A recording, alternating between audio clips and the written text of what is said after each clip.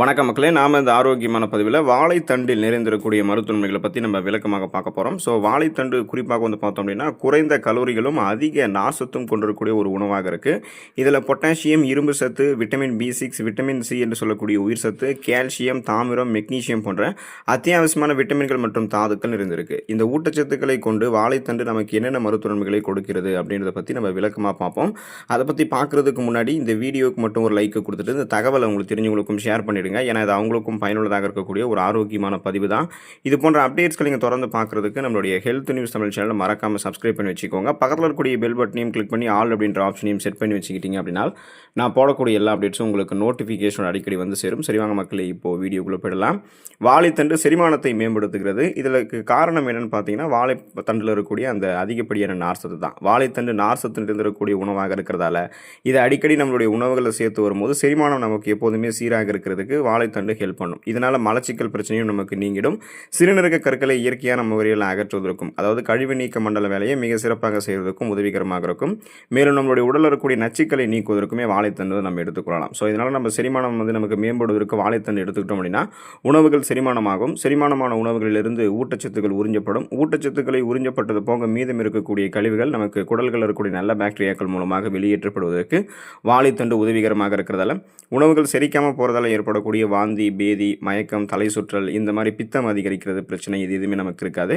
உணவு செரிச்சதுக்கு அப்புறம் போக கழிவுகள் நமக்கு வெளியேறும் போது ஏற்படக்கூடிய சீரற்ற குடல் இயக்கம், கடுமையான மலச்சிக்கல், வயிற்று வலி, வாயு பிரச்சனை, இந்த மாதிரி எந்த பிரச்சனையும் இல்லாமல் ஒட்டுமொத்த செரிமான மண்டலத்தையுமே ஆரோக்கியமாக வைத்துக்கொண்டு செரிமானத்தை மேம்படுத்துவதற்கு வாழைத்தண்டு எடுத்துக்கொள்ள வேண்டியது அவசியம்.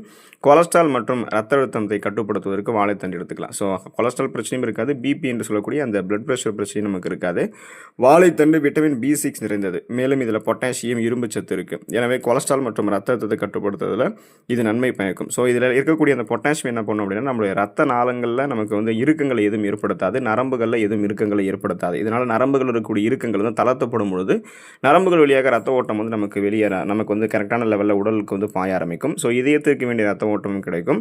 கொலஸ்ட்ரால் நமக்கு இருக்காது. இப்போ வாழைத்தண்டு எடுத்துக்கொள்ளும் போது ரத்த நாளங்களில் படிந்திருக்கக்கூடிய கெட்ட கொழுப்புகள் நமக்கு அகற்றப்படும் பொழுது ரத்த நாளங்கள் வழியாகவும் நரம்புகள் வழியாகவும் ரத்த ஓட்டம் உடலுக்கு பாயும்.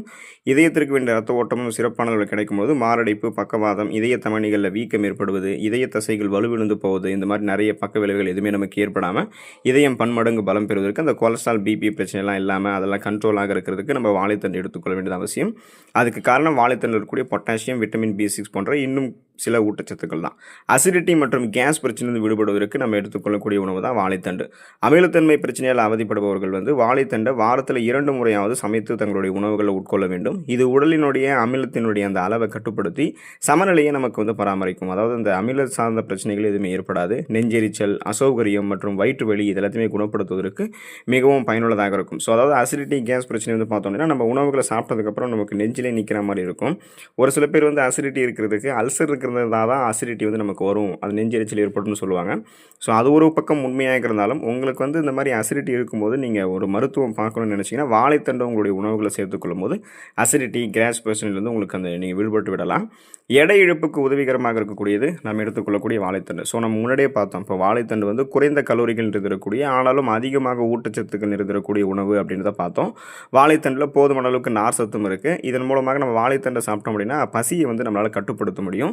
நம்மளுடைய ஆரோக்கியத்திற்கு தீங்கு விளைவிக்காமல் இருக்கிறதுக்கு மற்ற உணவுகள், அதிக கலோரிகள் நிறைந்திருக்கக்கூடிய தேவையில்லாத நொறுக்கு தீனிகள், ஃபாஸ்ட் ஃபுட்டு இதெல்லாம் நம்ம சாப்பிட்டு அதிகமாக நம்மளுடைய உடல் எடையை அதிகப்படுத்திக்க மாட்டோம். ஸோ அதில் முதல்ல நம்ம கண்ட்ரோல் பண்ணிக்கலாம். இப்போ வாழைத்தண்டில் இருக்கக்கூடிய நார் சத்து ஏற்கனவே நம்மளுடைய உடலில் தேங்கியிருக்கக்கூடிய அதீத கொழுப்புகளை கரைத்து நமக்கு ஆற்றலாக மாற்றி கொடுக்கும். ஸோ கொலஸ்ட்ரால்ஸ் நமக்கு எனர்ஜியாக கன்வெர்ட் ஆகிடும். அப்போது நமக்கு அந்த தொப்பை போன்ற அமைப்பெல்லாம் எதுவுமே இருக்காது. ஆரோக்கியமான முறையில் நமக்கு எந்த அளவுக்கு உடல் எடையை குறைக்கணுமோ அதுவும் பக்க விளைவுகளே இல்லாமல் விரைவான முறையில் குறைத்து கொண்டு கரெக்டான லெவலில் நம்மளுடைய உடல் எடையை மெயின்டைன் பண்ணிக்கிறதுக்கெல்லாம் பசியை கண்ட்ரோல் பண்ணி நம்மளுடைய உடல் எடை குறைக்கிறதுக்கு வாழைத்தண்டு ஹெல்ப் பண்ணும். ஏன்னா இப்போ நிறைய பேர் உடல் எடை குறைக்கணும்னு முயற்சி செய்யும் போது பட்னி கிடந்து உடல் எடை குறைச்சலாம் நினைப்பாங்க. ஸோ நம்ம பட்னி கிடக்கணும் அப்படின்றது அவசியம் கிடையாது. குறைந்த கலோரிகள் நிறைந்திருக்கக்கூடிய உணவுகள் எடுத்துக்கொண்டு பசியை கண்ட்ரோல் பண்ணிக்கிட்டோம் அப்படின்னா உடல் ஆரோக்கியமாகவே நம்மளுடைய உடல் எடையை குறைச்சி கொடுக்கும். ஸோ அதுக்கு தான் நம்ம வாழைத்தண்டு எடுத்துக்கொள்ள வேண்டியது அவசியம். பித்தப்பை சுத்தமாக வைத்திருக்கிறதுக்கு நம்மளுடைய உணவுகளை வாழைத்தண்டை சேர்த்துக்கலாம். வாழைத்தண்டு பித்தப்பையை சுத்தமாக வைத்து சிறுநீரக கற்கள் சேராமல் நமக்கு தடுக்கும். வாழைத்தண்டு சாரோட நீங்கள் ஏலக்காய் பொடி, மோர் சேர்த்து கலந்து சாப்பிட்டு வந்தீங்கன்னா பித்தப்பை சுத்தமாகும். இப்போ குழந்தைகள் ஆரம்பித்து பெரியவர்கள் வரைக்கும் அனைவருக்குமே ஏற்ற ஒரு பானமாக தான் அந்த வாழைத்தண்டு அதை நம்ம எடுத்துக்கொள்ளும் போது சிறுநீர் கற்கள் வந்து நமக்கு சரியாயிடும். மோரோடு சேர்த்து சாப்பிடணும். நச்சுக்களை அகற்ற உதவக்கூடியது வாழைத்தண்டு. உடலில் இருந்து நச்சுக்களை அகற்றுவதற்கு வாழைத்தண்டு உதவிகரமாக இருக்கும்.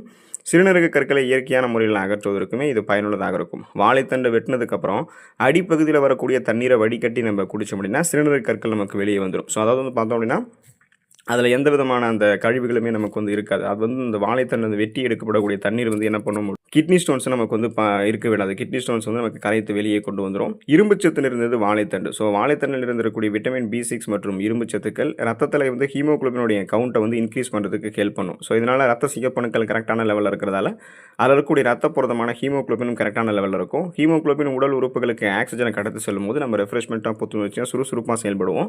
நமக்கு மயக்கம் ஏற்படக்கூடிய உணர்வு, வாந்தி, பேதி, தலை சுற்றல் ஏற்படுவது, ஒரு வேலையை செய்ய முடியாமல் நம்ம வந்து சோர்ந்து இருக்கிறது, இந்த மாதிரி பிரச்சனைலாம் எதுவும் ஏற்படாது. இது எல்லாமே அனிமியா என்று சொல்லக்கூடிய அந்த ரத்த சோகை நோய்களுக்கான அறிகுறிகள் தான்.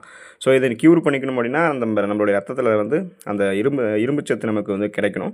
ஸோ இரும்புச்சத்தில் இருந்திருக்கக்கூடிய அந்த வாழைத்தண்டு எடுத்துக்கொள்ளும் போது ரத்த சிகப்பணுக்கள் கரெக்டான லெவலில் இருக்கும். ரத்த சிகப்பணுக்கள் வந்து கரெக்டான லெவலில் இருக்கும்போது ரத்த புரதமான ஹீமோகுளோபின் நம் உடல் உறுப்புகளில் உள்ள அனைத்து பாங்களுக்கும் ஆக்சிஜனை கடத்தி செல்லும் போது நம்ம ரெஃப்ரெஷ்மெண்ட்டாக புத்துணர்ச்சியாக சுறுசுறுப்பாக செயல்படுவோம். நமக்கு அனிமியாவுக்கான அறிகுறிகள் இருக்காது. நலம் பெறலாம். தொடர்ந்து நலம் பெறுவதற்கு வாழைத்தண்டு எடுத்துக்கொள்ளுங்கள். அடுத்த ஆரோக்கியமான பதிவில் மறக்காமல் சந்திப்போம். நன்றி மக்களே.